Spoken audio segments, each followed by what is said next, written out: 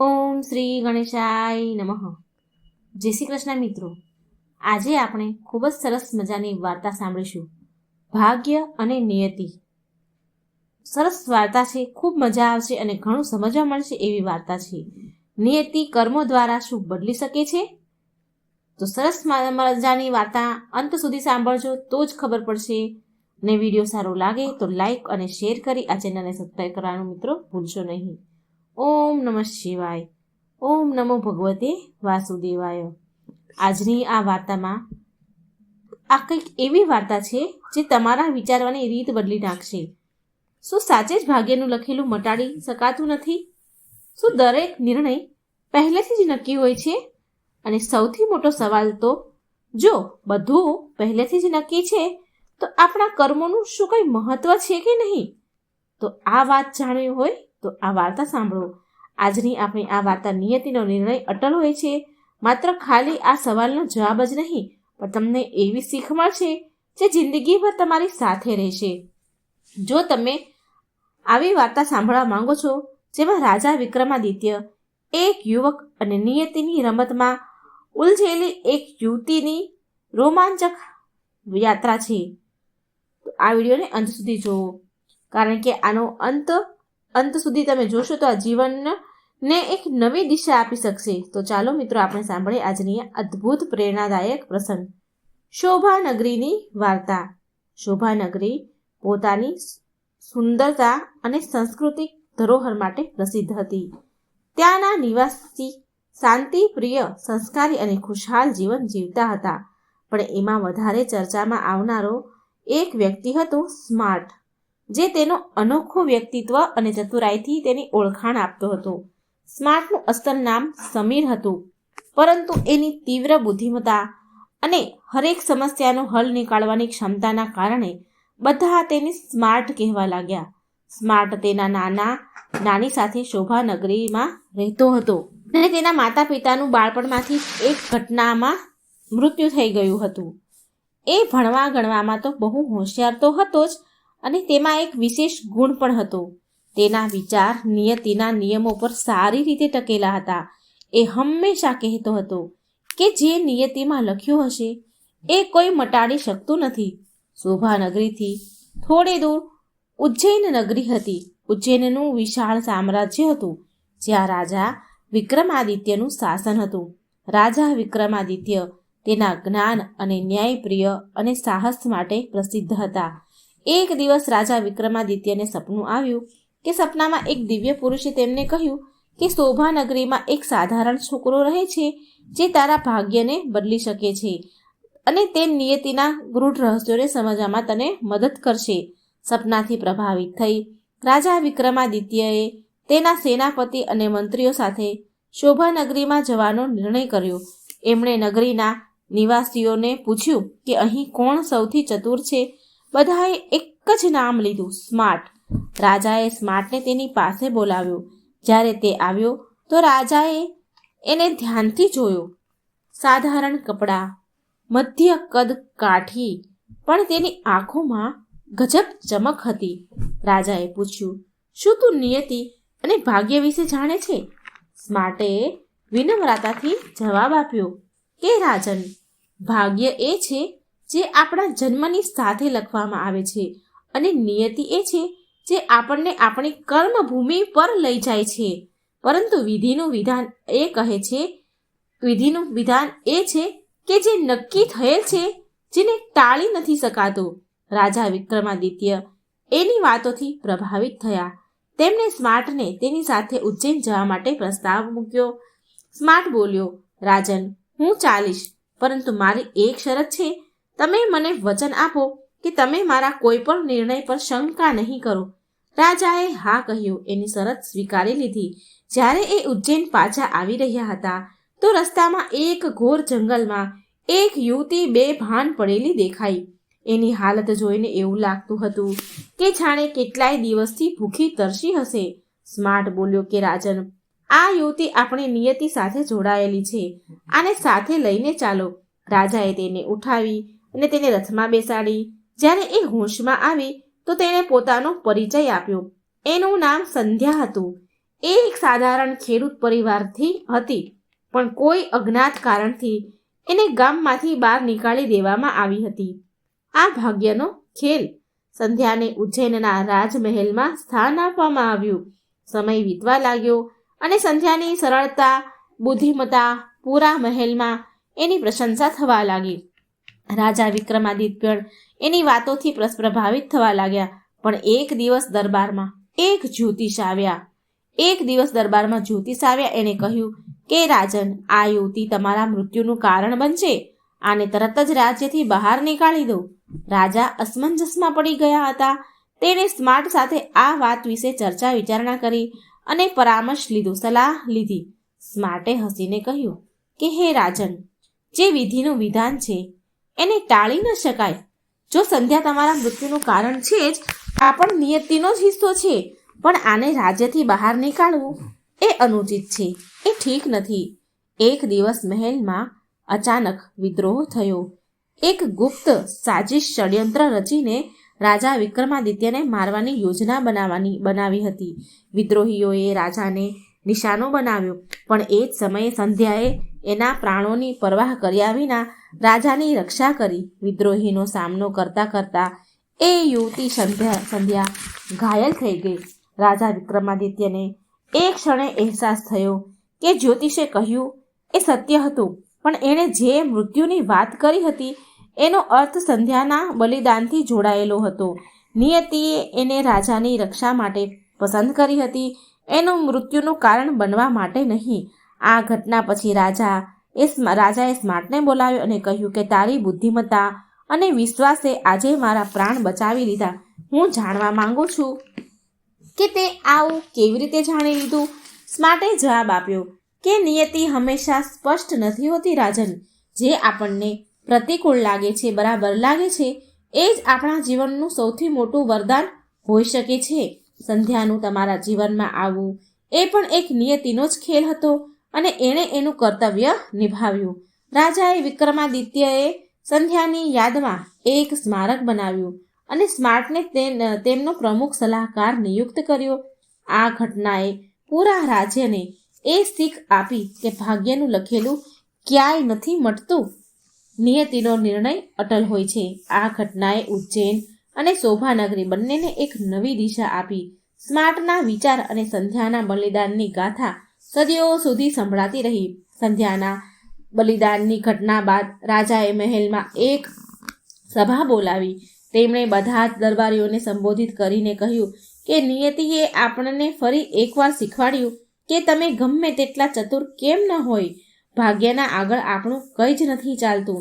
સંધ્યાના બલિદાને આપણને એ શીખવાડી દીધું છે, નિયતિનો દરેક નિર્ણય આપણા માટે જરૂરી હોય છે, ભલે એ આપણને આ શરૂઆતમાં કઠણ કેમ ન લાગે. રાજાએ એ પણ ઘોષણા કરી કે દરેક વર્ષે સંધ્યાની પુણ્યતિથિ પર રાજ્યભરમાં એના નામનો ઉત્સવ મનાવવામાં આવશે. એને આ દિવસ નિયતિ દિવસના રૂપમાં સ્થાપિત કર્યો, જેથી રાજ્યના બધા લોકો નિયતિનું મહત્વ સમજી શકે. સ્માર્ટ, જેને તેના પૂરા રાજ્યમાં નિયતિનો જાણકાર તરીકે હવે બધા ઓળખાવા લાગ્યા હતા, બધા એને નિયતિનો જાણકાર કહીને સંબોધતા. રાજાને અનુરોધ કર્યો કે તે હવે શોભાનગરી જવા માંગે છે. સ્માર્ટ કહે છે કે રાજન, મારું કર્મક્ષેત્ર શોભાનગરી છે. મારે ત્યાં જઈને લોકોને એ શીખવાડવાનું છે કે નિયતિની સામે હાર માનવાનો અર્થ એ નથી કે આપણે કોશિશ જ ન કરવી, પરંતુ એનો અર્થ એ છે કે આપણે દરેક સ્થિતિને સ્વીકાર કરી પોતાના ભાગ્યને ઉજ્જવળ બનાવવું જોઈએ. રાજાએ એની ઈચ્છાને સહર્ષ સ્વીકાર કરી તેને શોભાનગરીનો સંરક્ષક ઘોષિત કરી દીધો. એક નવી ચુનૌતી. સ્માર્ટ જ્યારે શોભાનગરી પાછો આવી રહ્યો હતો ત્યારે રસ્તામાં તેને એક વૃદ્ધ સાધુ મળ્યા. સાધુએ તેને કહ્યું કે બેટા, તું બહુ ચતુર છે, હોશિયાર છે, પણ યાદ રાખજે કે નિયતિનો દરેક ખેલ આટલો બધો સરળ નથી હોતો. ક્યારેક એ આપણી પરીક્ષા પણ લે છે. સ્માર્ટે સાધુને તેની વાતનો અર્થ પૂછ્યો.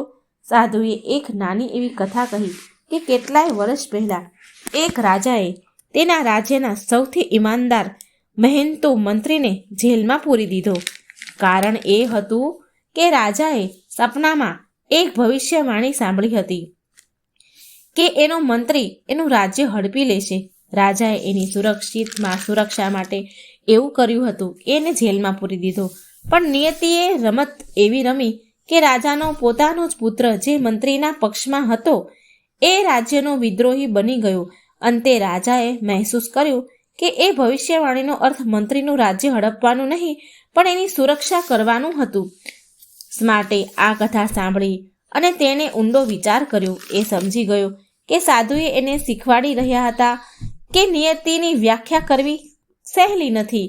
છોકરીની ઓળખાણ અને રહસ્ય શોભાનગરી પાછા ફર્યા બાદ થોડા દિવસ બાદ સ્માર્ટને એક દિવસ એક પથિકથી જાણકારી મળી કે સંધ્યા જેને મૃત સમજવામાં આવી હતી એ વાસ્તવમાં હવે હજી જીવતી હતી. વિદ્રોહીઓએ તેને મૃત સમજીને છોડી દીધી હતી. એ ગ્રામીણ વ્યક્તિએ તેને બચાવી અને તેના ઘરે લઈ ગયું હતું. કોઈ ગામનો વ્યક્તિ હતો એ. સ્માર્ટે તરત જ રાજા વિક્રમાદિત્યને આ સમાચાર મોકલ્યા. રાજાએ ખુશીથી આદેશ આપ્યો કે સંધ્યાને સન્માનપૂર્વક મહેલમાં લાવવામાં આવે. જ્યારે સંધ્યા મહેલ આવી તો તેણે કહ્યું કે કેવી રીતે એની નિયતિએ તેને બચાવી લીધી. તેણે કહ્યું કે મેં મૃત્યુ નજીકથી જોયું હતું પણ મને વિશ્વાસ હતો કે મારું જીવન હજી પૂરું નથી થયું. નિયતિએ મને બચાવવા માટે એ ગામના વ્યક્તિને મોકલ્યો અને આજે હું અહીં ઊભી છું. સંધ્યાના પાછા આવ્યા બાદ રાજાએ તેને રાજ્યની પ્રમુખ સલાહકાર બનાવવાનો પ્રસ્તાવ મૂક્યો પણ તેણે વિનમ્રતાપૂર્વક ના કહી.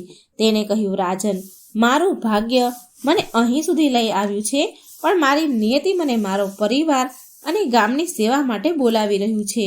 સ્માર્ટે પણ આ અવસરનો ઉપયોગ કરી રાજાથી વિદાય લીધી અને કહ્યું કે રાજન, નિયતિએ મને અહીં એક ભૂમિકા નિભાવવા માટે મોકલ્યો હતો.